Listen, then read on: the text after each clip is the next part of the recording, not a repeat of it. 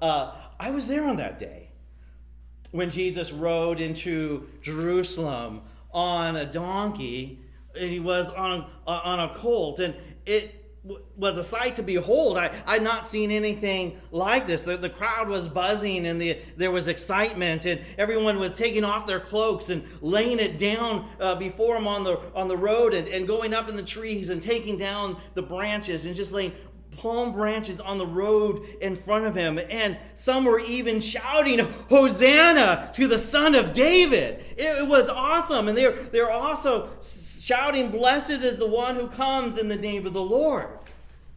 And I remember thinking how strange it was that this man, who I'd seen perform miracles, who I'd seen teach and had heard his teachings, and his teachings were one with someone with such authority,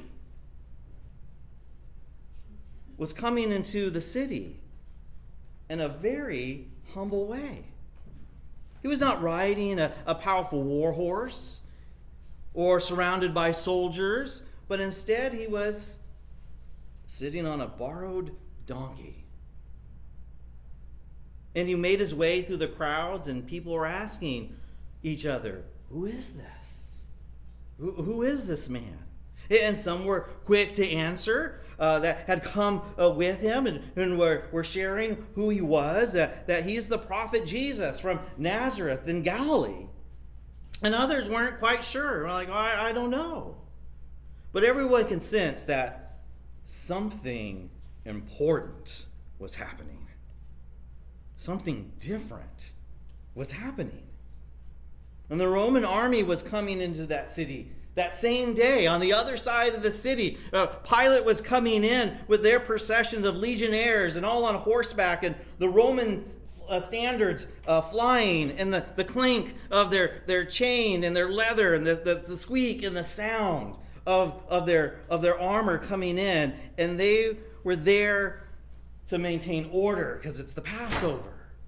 And so many people are coming in from the countryside and around the world to be here in Jerusalem to celebrate what God has done in sending us and saving us during this Passover time. But they're there as the Romans, right, to keep us in control, to keep us in check. Imperial power, right, intending to give us this message as they're coming into Jerusalem, not to resist.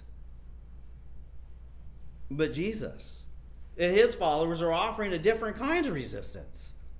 Their procession is creatively mocking what Pilate is doing as he's coming in on the other side of Jerusalem with his Roman army. And their message is not one of occupation and one of we're in power and we're in control, but one of hope, one of liberation.